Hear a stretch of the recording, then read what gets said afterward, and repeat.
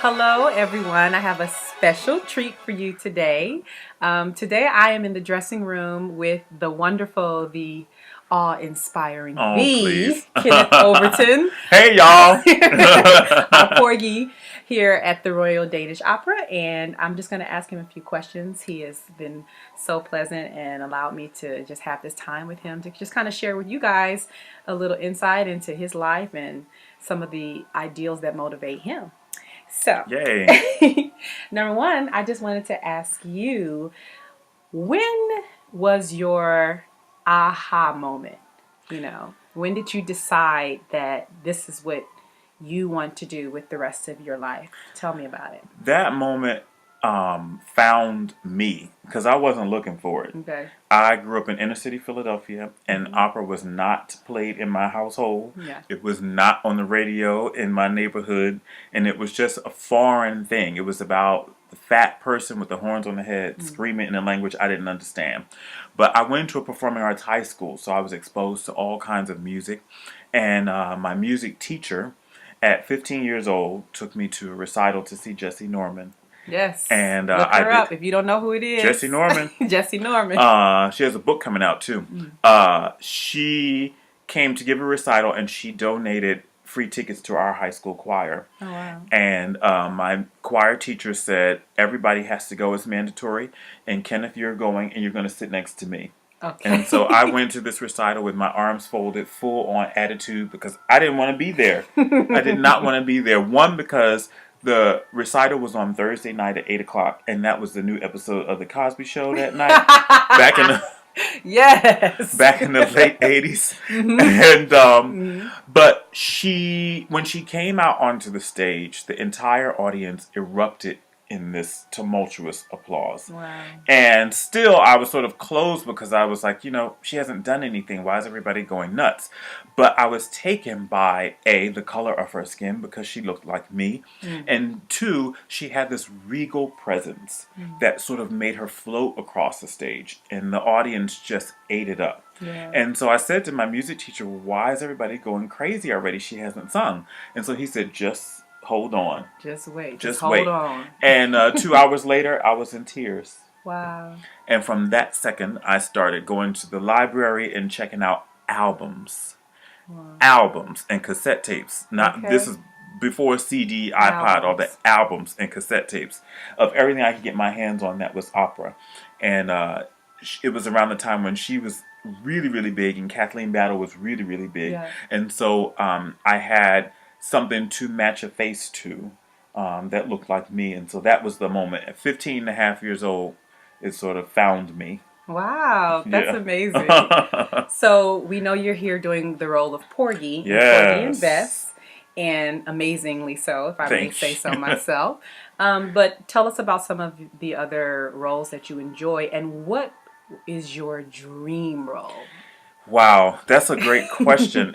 The dream role has not changed for about 10 years. Okay. The dream role is Rigoletto. Okay. Of Verdi. And that has been my dream role since I was in graduate school. Are you listening, Peter Gelt? Right, Peter Gelt, everybody. Head of the Met? The Met, San Francisco, Chicago, Houston, LA, I'll do wherever y'all want me to do it. Okay. But Rigoletto is the dream role. I go to bed dreaming about doing Rigoletto. Okay. Yeah. But some of the other roles that are my favorites, Porgy obviously has become one of my favorites. I've done it now 9 times. And it's a different, amazing, wonderful learning experience every time. I'm looking forward to doing Aida for the first time. I'm an Osro. And also, I love Sharpless and Madame Butterfly. Okay.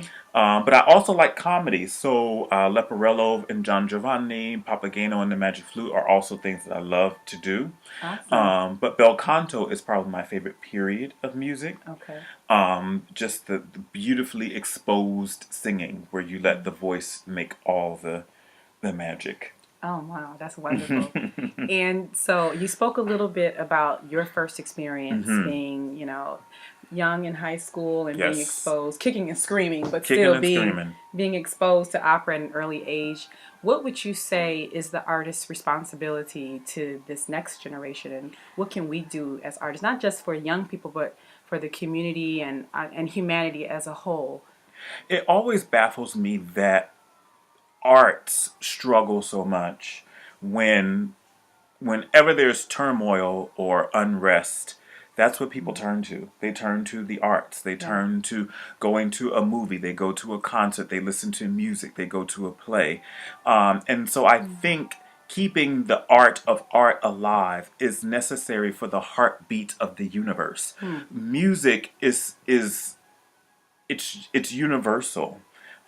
Everybody can relate to music. Everybody can name a song or 10 that has touched their lives in some Way, way shape, or or form. Yeah. fashion, you know. And so I think the arts are essential, and it starts with putting arts back into schools, into education.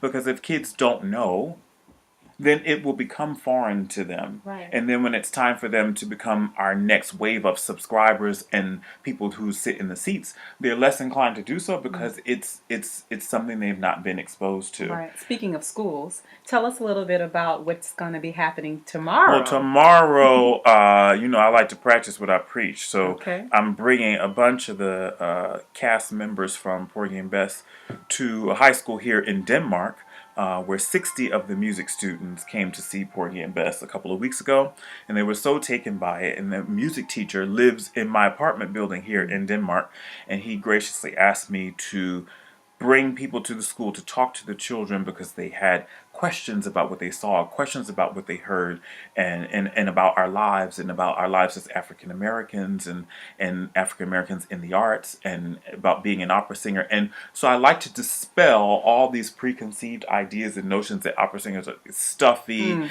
and we are rich and sip champagne all the day and we sit around with scarves wrapped around our necks and I'm just a real person. I'm just Kenny, you know. Yeah. So I like to go into schools and talk to young people and encourage them that if you have a gift, explore it. It's nothing to be afraid of and it can change your life. And, every time I step on the stage, I ask in my prayer to be a vessel that the gift will touch at least one person in the audience. And if it touches one person in the audience, then that life is changed just a little bit. And they're inspired to leave here and go do something wonderful with whatever their gift is. Right. So I think that's a huge responsibility for artists of all genres, is to allow yourself to be open and to be used for the greater good of humanity. And along those same lines, tell us about your company, Opera Noir, that you run with. Opera Noir of New York, Robert which Robert Mack and I have gave birth to almost 7 years now. Your baby. My baby is 7 years old.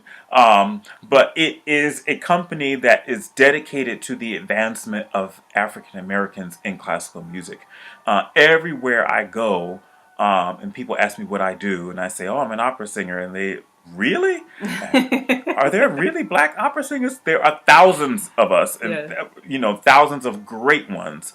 And so I wanted to create a company where we celebrated each other's talent and also shared that talent with the world, to show the world that opera and music and great voices come in all shapes, sizes, and colors. And because we have had so many amazing African American pioneers in classical music, I wanted to continue that legacy because I feel that it is our responsibility. They went through so much. They were declined so many opportunities and told no so many times, and they persevered even still. Yeah. And so it is our responsibility to continue that legacy and to celebrate those accomplishments. And so those are the feet that Opera Noir stands on. Excellent. And in line with continuing the legacy and holding up to that responsibility, what kind of advice do you have for young artists who are coming up in the field of classical music today? In the field of classical music and arts in general, don't go into it to become famous and rich. That's the wrong reason to go into the arts, because it doesn't happen for a lot of people. There are a lot of great artists, a lot of great singers that are singing all over the world, and you may not even know what their names are because they're not famous. It's not what the media shows you. But I always tell people to follow your dreams, follow your heart. And if your heart leads you to a ballet studio, take ballet. If your heart leads you to a music studio, learn how to play the piano or the violin, and take voice lessons or acting classes. You owe it to yourself and to humanity to discover these gifts that we've been given. Everybody isn't given the gift. We're all given different gifts. So when you're given one, explore it, nurture it, and share it. Sharing it is really the biggest gift of them all, because I feel like the gift was lent to me to do great things while I'm here. Excellent. And so I've been entrusted with this gift. And so I tell young people all the time, practice, practice, practice, practice, practice, and pray. and practice some more, and study and read, and go see other types of art, and go see performances that you're not in. You can learn something from every experience. So wow, well, we have certainly learned something from you. This has been very enlightening. I hope that it's been enjoyable to you all. Thank you, Kenny, so much for giving us your time, especially since you're about to sing in 20 minutes. About to go on stage in 20 minutes. So take care, you all. This is us signing off here. Ciao.